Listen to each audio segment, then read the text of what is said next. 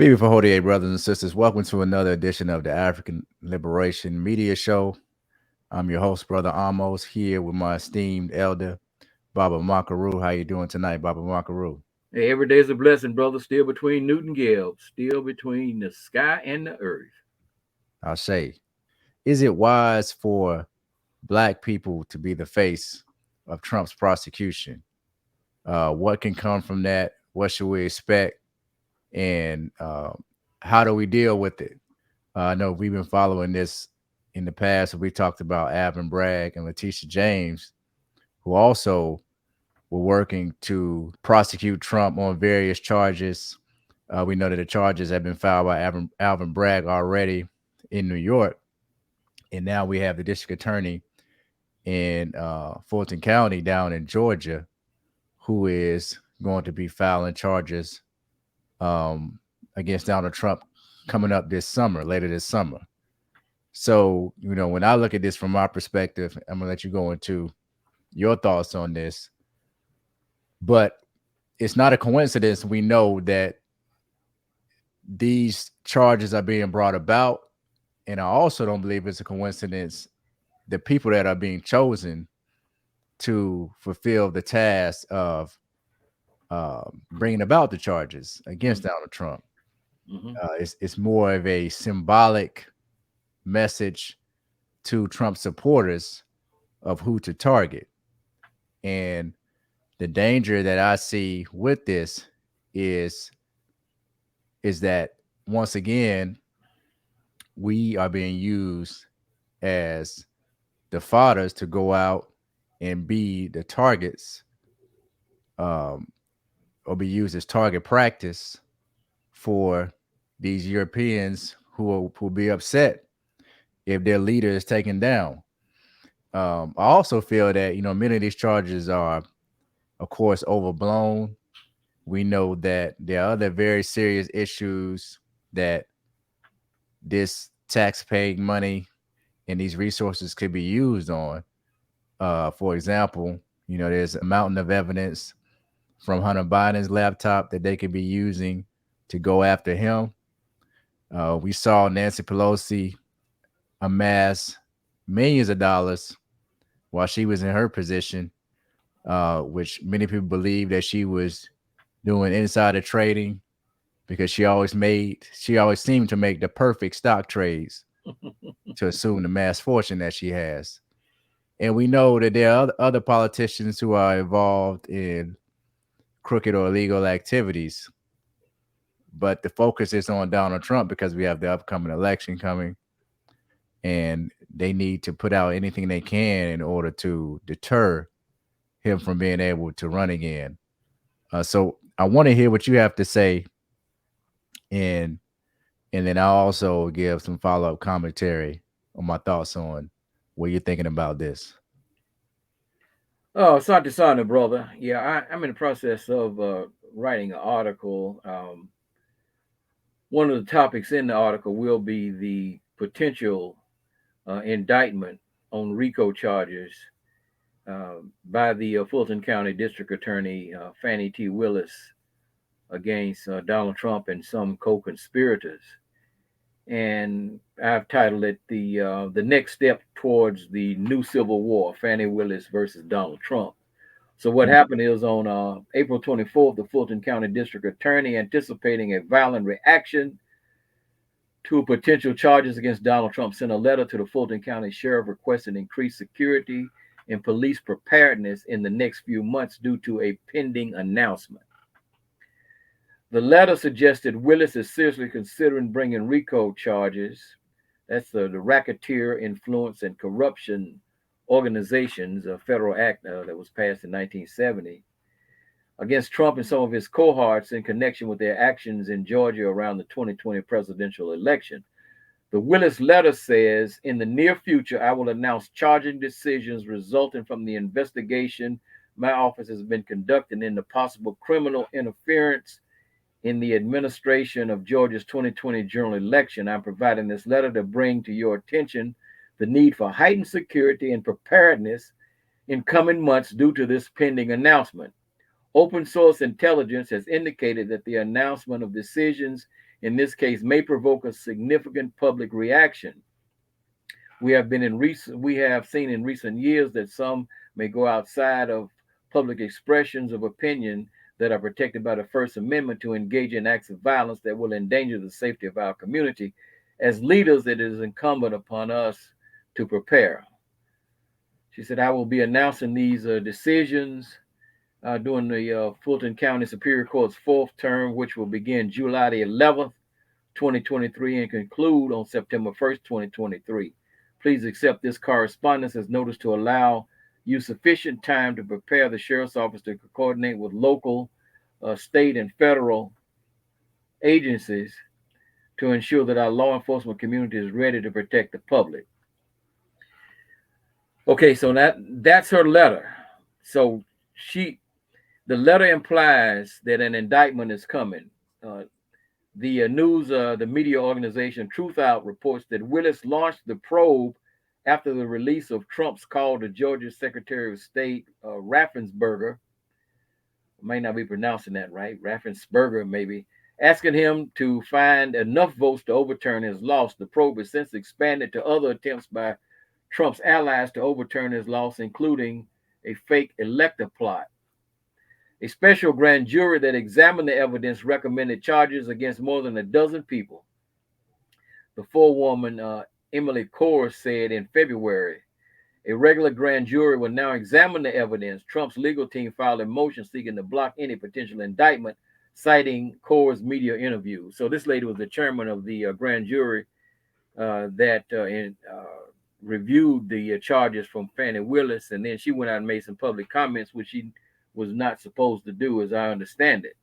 Numerous legal experts believe that Willis' letter suggests that Trump would be the big fish among those indicted. This potential indictment carries far more serious charges than the Stormy Daniels charges Trump faces in New York. Given the fact that the indictment will take place in Georgia, which Trump's MAGA supporters probably consider their turf, the concern for violence is legit. Would it be a 2023 version of Fort Sumter or an explosion that pushes the United States in that direction? The fact that Fani Willis is an African American and Atlanta is viewed as the Black Mecca certainly adds fuel to what could be a raging fire of hatred.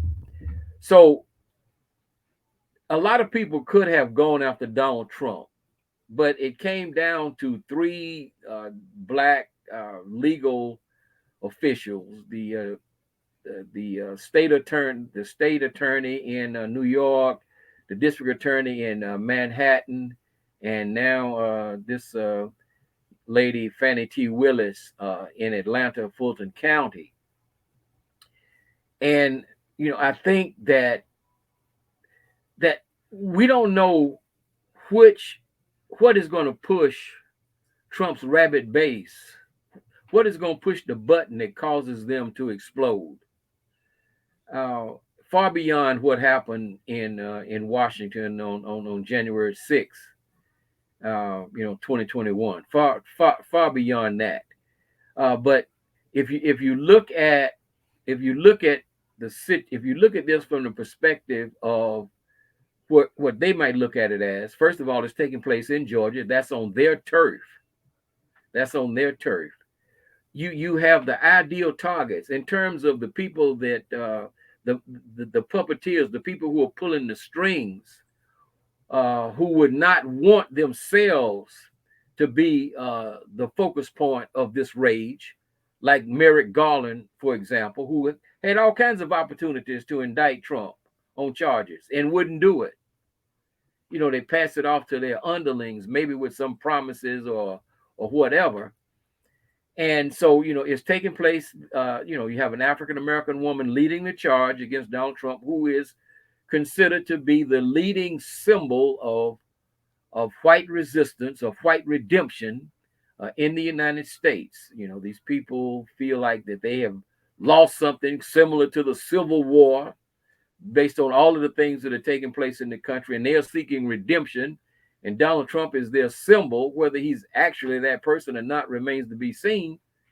Maybe he does, go full blast if he got reelected against the deep state, against the military industrial complex, and who, God knows who else. It's also taking place in Atlanta, which has, quote unquote, been called over the years the Black Mecca, even though it has one of the poorest black communities in terms of the masses of black people, in the United States. But it's called the Black Mecca. It's that symbol. Once again, here you have basically the same kinds of things that we saw in D.W. Griffith's Birth of a Nation, and all of these. Rebecca Felton talking about lynch 1,000 black men a day. All of the imagery that we saw of the menacing black politician, during Reconstruction. I mean, this was constantly in the media throughout the former Confederacy, who were in the process of overturning their loss of the Civil War. So, that's my primary concern, because we largely have an African American community that is unprepared. We're too busy, gunning one another down in the streets, and they would, they probably wouldn't go after the areas where some of these gangbangers are hanging out, but there's so many soft targets in our community, our churches, places where we shop, other things that are so vulnerable, that's my concern. Now, I'm not saying that no laws were broken. I mean, I'm not saying that that Trump is innocent, or that he didn't break any laws when he attempted to do this. That I don't know. I mean, I don't have the evidence. I'm just concerned about the ramifications or the broader implications of what this could mean to the African American community. These, if Merrick Garland was not going after him, these black prosecutors should have, in my opinion, should have said, okay, you don't have the guts to go after him, because maybe you think because you're Jewish that your people are going to be targeted. These black prosecutors should have had enough sense to take the same position, right? Because as I almost said, it's not that they could have gone after Hillary Clinton. All right. I mean, so there are a lot of people that they could have gone after, but nobody did. So here we are, and that's the focus of my concern, brother. Almost. Well, to your point, Merrick Garland, who is Jewish and who is the Attorney General of the United States, has made many attempts in the past to write memos and letters to local FBI offices about parents at school board meetings. So he's able to try to scare the parents who are concerned about what their children are learning in school. He has the ability to do that, but he's afraid to go after Donald Trump because, like you stated, he knows the optics of how that will look and who they will deem responsible if Trump is actually convicted. Now, another thing that I see is a coercion taking place with the media being used to paint the picture that there's going to be some type of racial outrage down in Georgia. Normally, when they predict or they try to predict these scenarios to happen, what they're really doing is trying to coerce or instruct white nationalists, white supremacists, white people, whatever you want to call them, on what they want them to do. Exactly. So here you have the media pushing that narrative so that then whites can go and listen to that and say, okay, this is what we should be doing. Because I guarantee you would never see a story that will be ran in the media talking about the potential killings of Jewish people.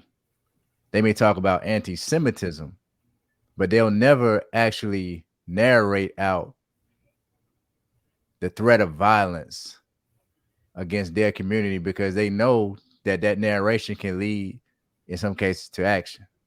Right. So this whole thing, to me, it just smells like uh, people like Merrick Garland and other Jews who are trying to hide behind black people and use us as a battering ram or use us as their armor to take the bullets for them that will be coming from the community of supporters for Donald Trump. And at the same time, trying to stoke support against Donald Trump in the black community by trying to play on this race card or race issue uh, to continue that tension amongst black and white people. No, there's no question. And like I said, I mean, Atlanta and Georgia, it becomes the perfect place, for them, to focus the attention, on black people, just because of the images that, have come out of the ATL over the past, 40 years, 40, 50 years of, the black mecca of politics and economic development and so forth and so on. I mean, so you have that, you have those images that are already implanted in their minds. And I mean, so Atlanta, in a sense, symbolically becomes a Greenwood, right? In Tulsa, it becomes a Rosewood, in Florida. It becomes the black community of Wilmington, North Carolina in 1898. I mean, this is, and all of those incidents, particularly the Wilmington one, which is the one I'm most familiar with, uh, the, the rage against black politicians or the black politicians who were in this, what was called a fusion movement with white Republicans, sometimes referred to as carpetbaggers, who are also just using black people for their own political, advantage themselves.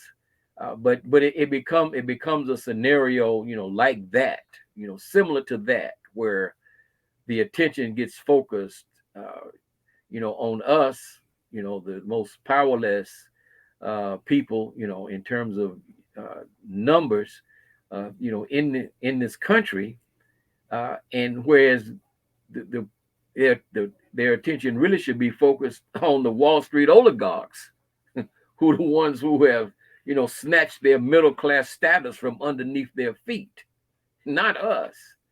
But this is the game that's being played, and a lot of these, black elected officials, prosecutors, or whatever, uh, have fallen into this trap, in my opinion.